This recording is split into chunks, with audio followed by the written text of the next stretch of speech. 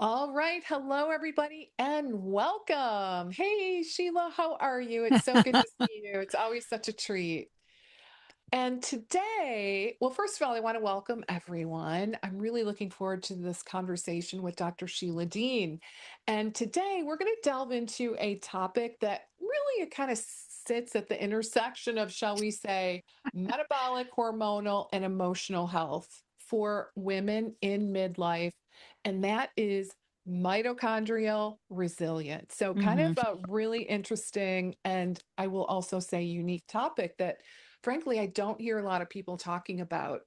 So, for those of you listening in, if you work with women, especially navigating fatigue, stubborn weight changes, brain fog, mood shifts, or declining stress tolerance during perimenopause and postmenopause specifically, I think this conversation is going to give you a much deeper lens for understanding what's really happening under the surface. And Yeah. also, don't you think I think it's really going to help influence the plan, the subsequent plan as well, because that always happens when you have a clear understanding in terms of, root cause and what's really happening. So nonetheless, I'm super excited and thrilled to be joined by Dr. Sheila Dean.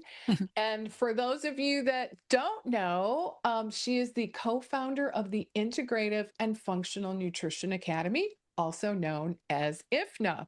So I'm going to just read a little bit about her background for those of you who are not familiar.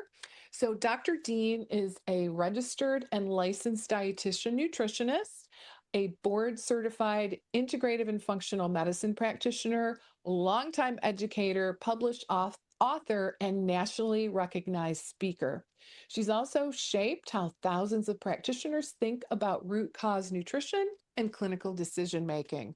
So, Thank you. again, in our conversation, we're going to uncover and explore how mitochondrial resilience influences metabolism, hormone balance, emotional health, and overall vitality in midlife women, with lots of other goodies in the mix. So, you guys are in for a special treat.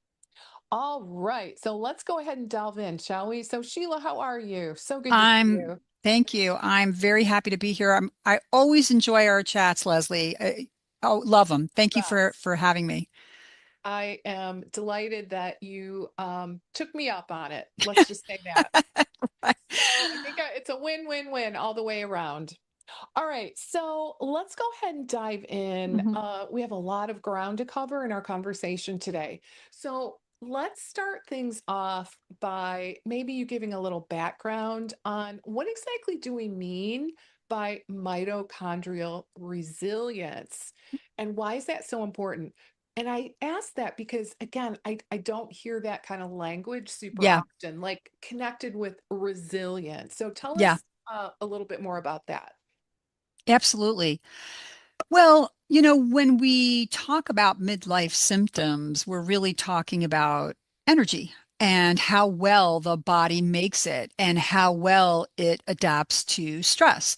So, what we mean by mitochondrial resilience is the not just the ability to produce ATP, which we know we've learned mitochondria is the energy currency for every cell, but also this quality issue, right? So it's it's about it's not just about capacity, it's about quality, it's about efficiency, it's about adaptability, right? So resilience is about fundamentally about how well mitochondria function under stress.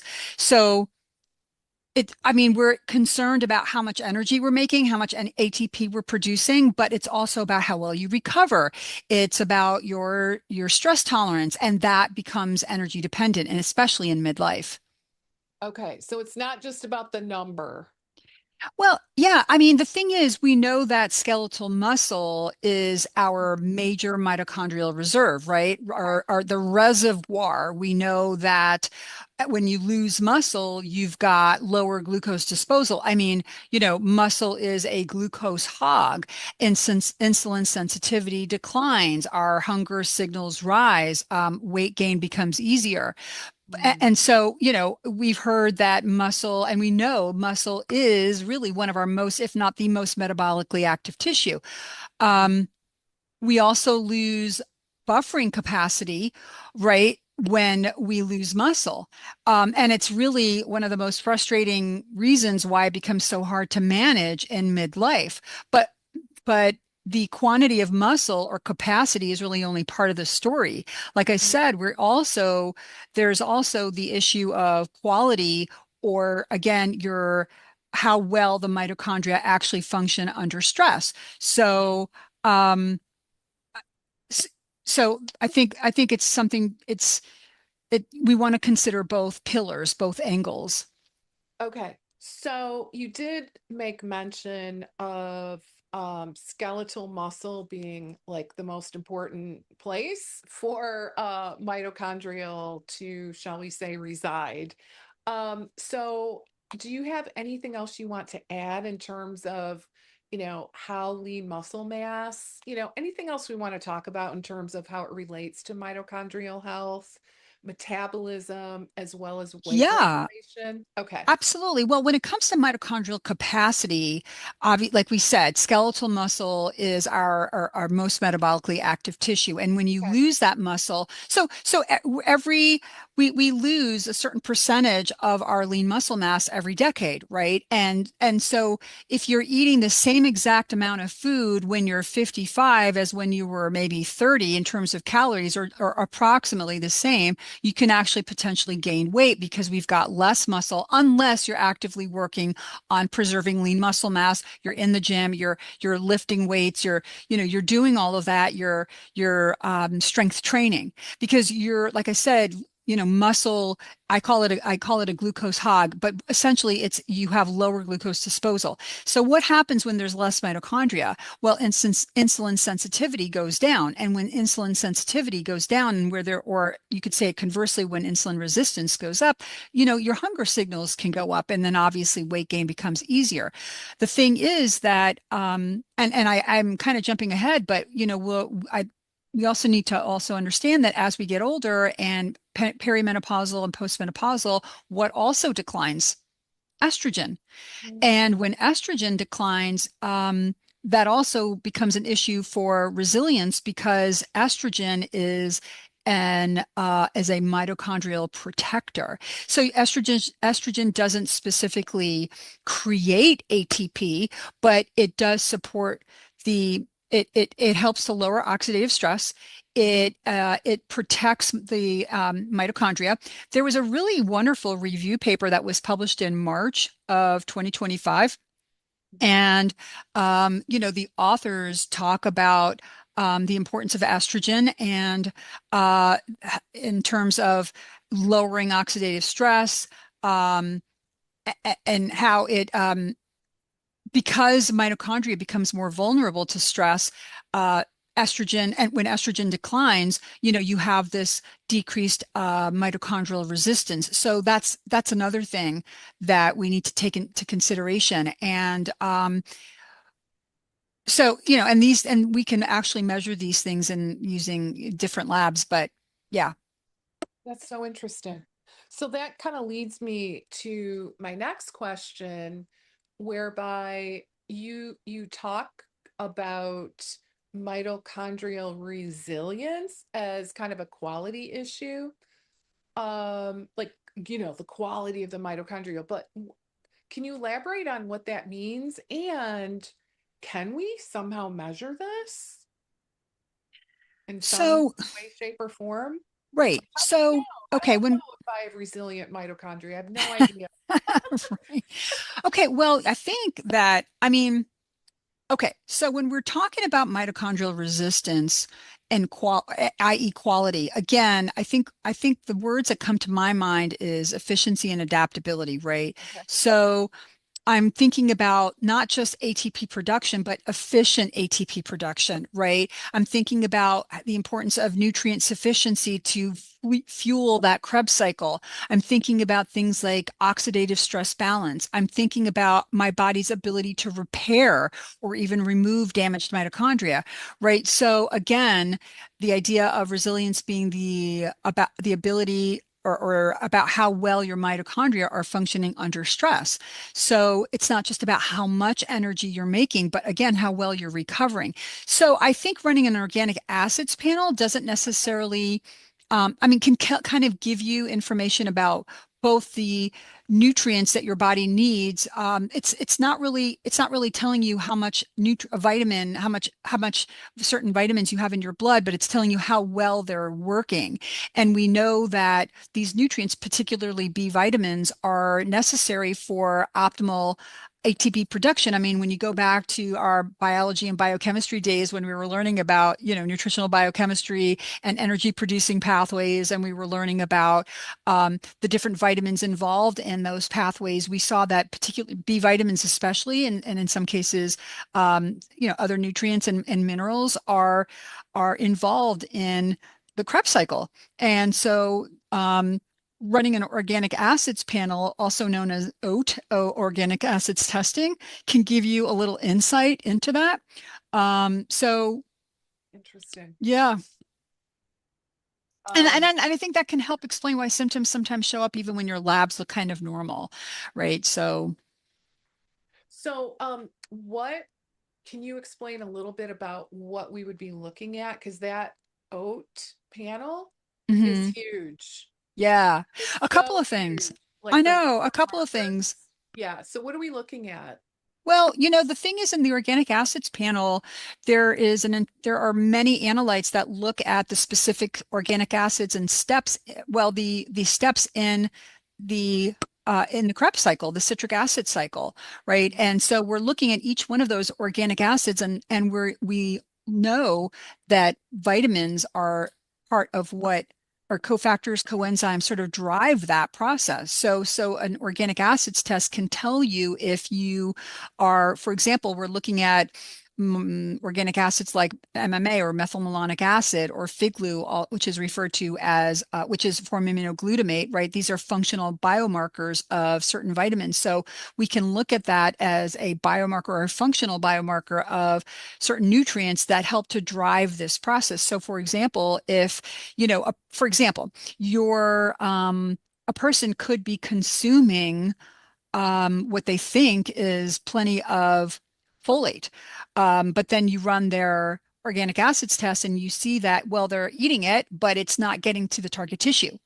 Right. And right, so I think that's something to consider. Now, here's another thing that I want to make sure I mention because I think it's sort of part of this, and that is that mitochondria produce ATP. And so the energy that's required by every cell uh, is including the brain cells.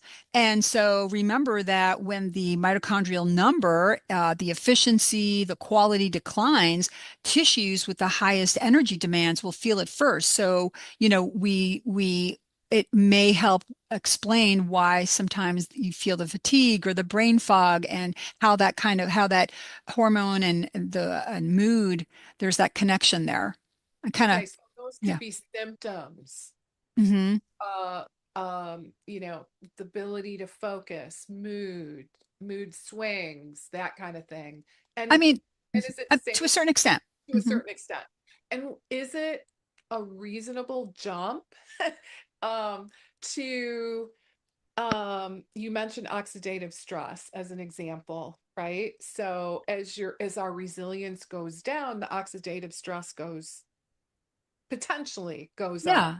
And there's So a variety of labs that look at markers of okay, oxidative stress. I mean, organic acids looks at a few of them, one of them okay, including DNA, a marker of DNA damage that okay, I want to say it's called 8-hydroxy-2-deoxyguanosine. I've run that a million times. And okay. so that's just a marker of DNA damage, but there's also labs that look at F2 isoprostanes and other markers of oxidative stress. But what I'm basically saying is like, look, we know we need to increase skeletal muscle. We need to not just maintain our muscle, we need to actually increase our lean muscle mass. And I'm talking specifically about women in midlife, perimenopausal, postmenopausal, because if you don't, you will become sarcopenic. You will lose muscle mass, and that affects everything. Um, and the second main, I think, pillar here is that we also are need to be concerned about the quality of that of that mitochondria, and I refer to that as resilience, right? Your ability to recover, your ability to sort of bounce back, so to speak. And there are factors that affect that, and one of them is estrogen, because estrogen has a mitochondrial protective effect. And so when if you're not on HRT, and there are many women who are not, especially women who have had hormone positive breast cancer, right? Progesterone, estrogen positive breast cancers, HRT is pretty much contraindicated. So estrogen declines. And so we're going to have to be mindful of, the fact that our estrogen is low, our lean muscle mass is dropping, and we need to do what we can to not just increase the lean muscle mass, but try to maintain that mitochondrial resilience. Not to mention the fact that the brain is a very energy intensive organ, right? And when you think about energy biology, I think of brain first. And so the mood becomes energy dependent. The brain feels mitochondrial stress pretty early. And so it's not so much a personality shift as much as it is a bioenergetic shift. I see. Okay. And this is a little kind of just a curiosity question. Do you find that women specifically are more open to gaining muscle, right? Like in years past, it was like, oh my God, all I want to do is cardio because I just want to lose weight. I don't want to bulk up, like this fear. I'm curious, just saying, I never had that, like ever. um, but I've talked to so many women who really, you know, think that way, but not recently. So have you seen a shift? Yeah, for sure. I know that if you're young, like in your 20s, Okay. a woman could potentially bulk up. But beyond like the early 30s, that's I would say near impossible, Okay. Leslie. I mean, if I couldn't bulk up if I tried. I mean, you can bulk up in the sense that you can lay down some lean muscle mass, but to get that bulky look, I mean, you'd have to be on like some high dose testosterone. Right? And I don't mean just a little cream. I mean, you'd have to be, really injecting some testosterone if you Okay. were going for that bulky look. So I think women should should almost try to go for the bulky look just in hopes of putting 2 whopping pounds of lean muscle mass on their body, because Okay. the effort that it takes just to put a tiny bit of lean muscle mass on our postmenopausal bodies is very difficult. And I'll tell you something else.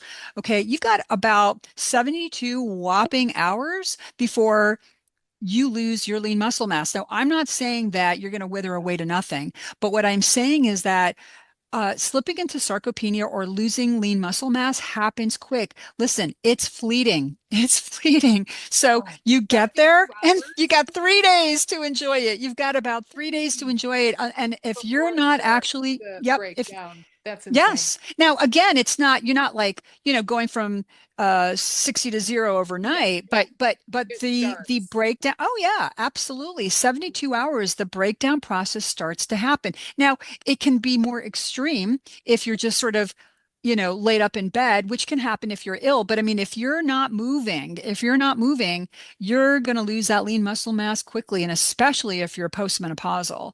Oh gosh. So, Yeah, it's kind of an uphill, pushing a boulder uphill, right? Up a mountain. absolutely. I get it. But I I don't do want to think the be cardio negative is, because it's all very possible. yeah, You just have to stick with. You have to be consistent. I yeah, think it's kind of the takeaway that I'm getting from our conversation.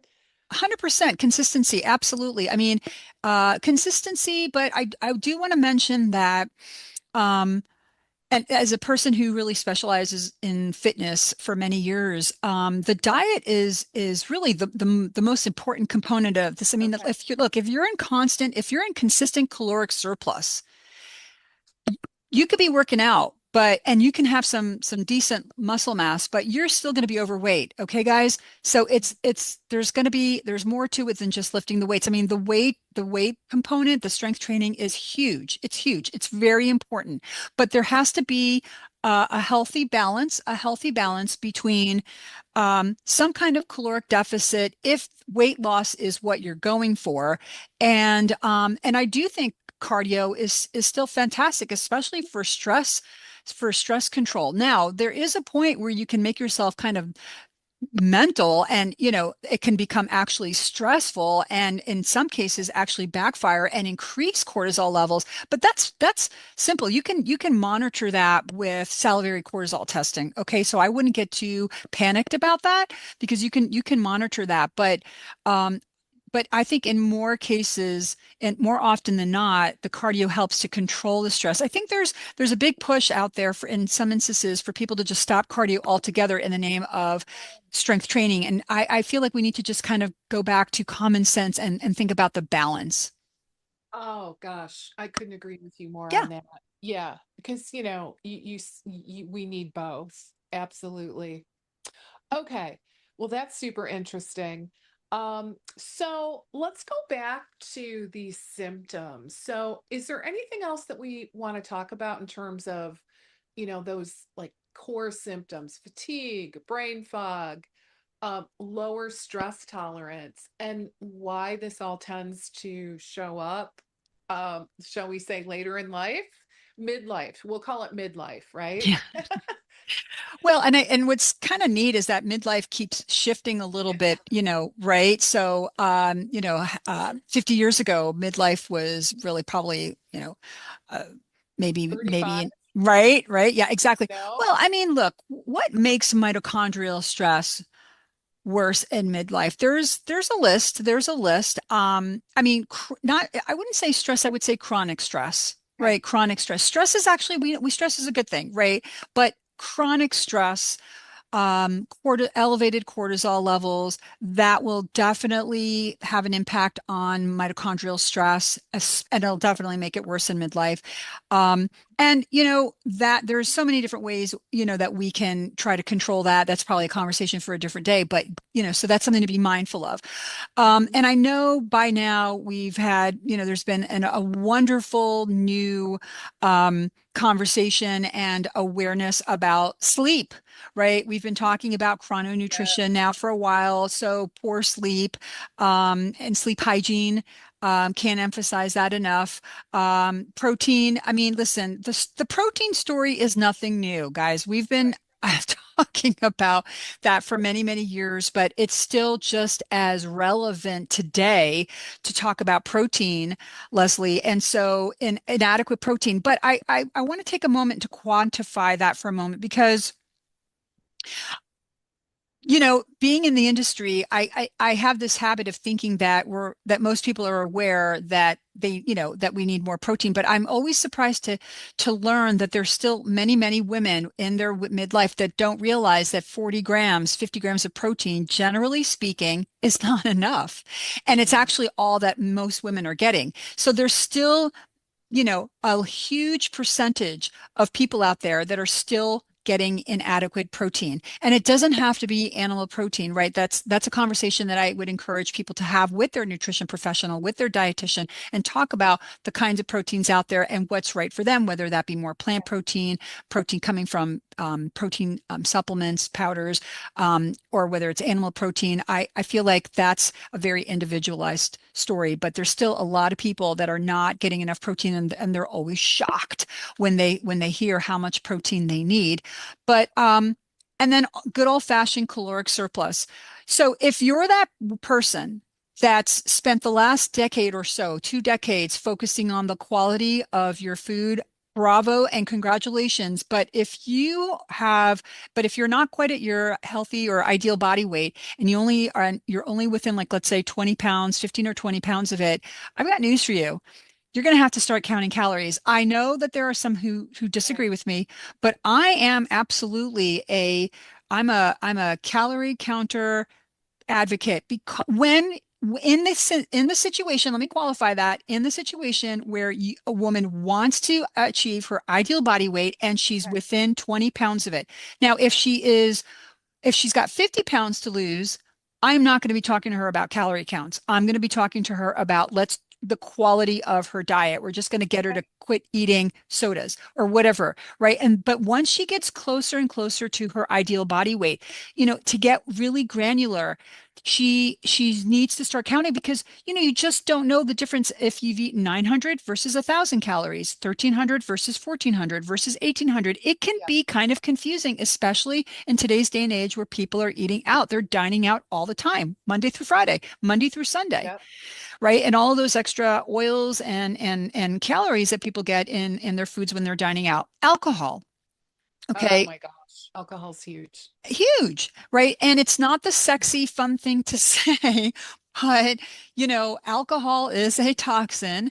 Alcohol It gets into the is. stomach. I don't even think it makes it into the intestines before it diffuses right through the lining of the stomach and goes straight for the liver to get detoxified. So, I listen, I know everybody likes their glass of wine, but it's Yeah. something to consider. Yeah. There are more and more experts out there, really questioning whether alcohol is really part of a healthy lifestyle. Mhm. I will admit, I do take a little bit of a hardcore position on that. Yeah. I'm a zero alcohol kind of a person, but I know that, there are a lot of people who have, differing opinions on that. And Mhm. then I would say environmental exposures, Leslie, environmental exposures, Yeah. and that's a whole conversation, but everything from the chemicals that we're exposed to both exogenously and endogenously. So exposure matters, but I think resilience is what determines impact.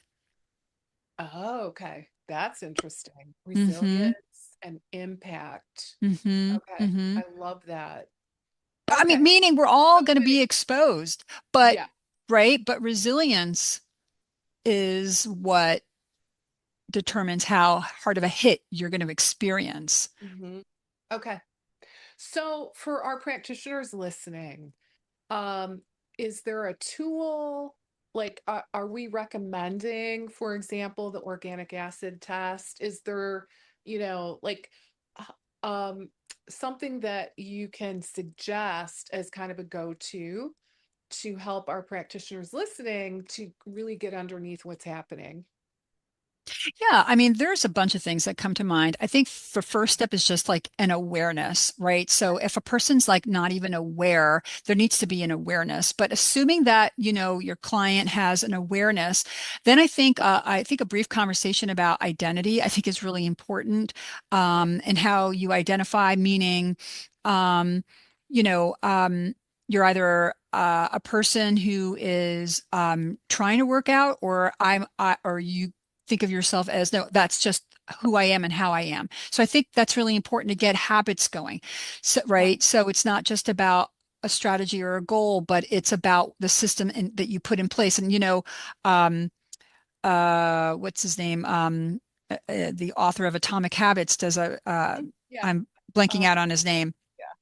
James Clear. James Clear does a Okay. beautiful Okay. job talking about this in his book. Not that I get anything out of that, but read the book. I think it's a wonderful Okay. book to read, but so I think habit forming, that's really important. So to get kind of the ball running, because what we're talking about is lifestyle, right? We're talking about Yeah. lifestyle. This is not just like an event, right? It's not like an event where you're going to get into the best shape of your life and then that's it, right? We said that it's fleeting. It's something that you have to maintain, meaning it's lifestyle. So going back to the organic acids testing, so Hmm. yes, I do think that could be a great lab to run, or even just like a lab that looks at your entire nutritional panel. There's a variety of Okay. labs out there, so that you're looking at the nutrients that reflect downstream metabolism. You're looking at those Krebs cycle intermediates that are Okay. involved in energy flow.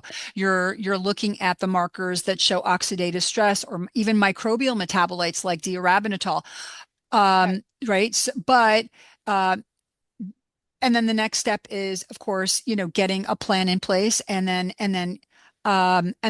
really getting, a plan in place that you could stick with, that that where you can create, your habits around, all of the things that we talked about: chronic sleep, excuse me, chronic, managing your chronic stress, Sure. Yes. um, sleep hygiene, optimal protein, in some cases caloric deficit, in some and by the way, there when you're on a plan, there's a term that I refer to as nutrition periodization, where if once you've been in caloric deficit for a certain amount of time, there's actually a time where you do want to be in caloric surplus for the purposes of laying down more muscle mass. So that's a whole separate, conversation, but Yeah, there's a everybody's on. process, right? There's a process.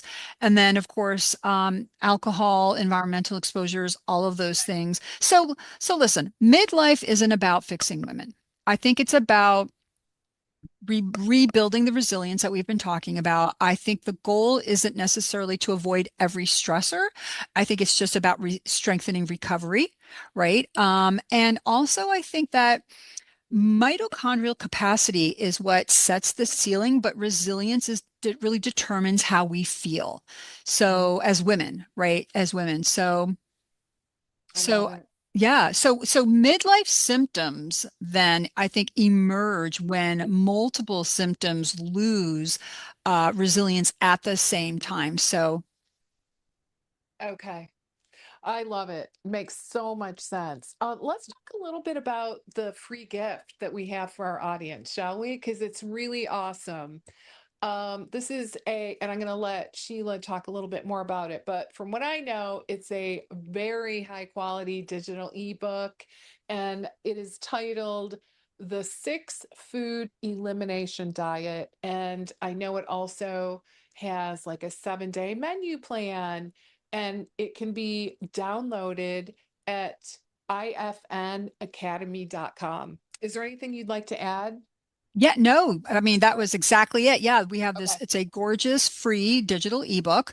Uh-huh. Yeah, and as you said, it is a six-food elimination diet. Basically, that includes a 7-day menu plan. It's full of resources and references.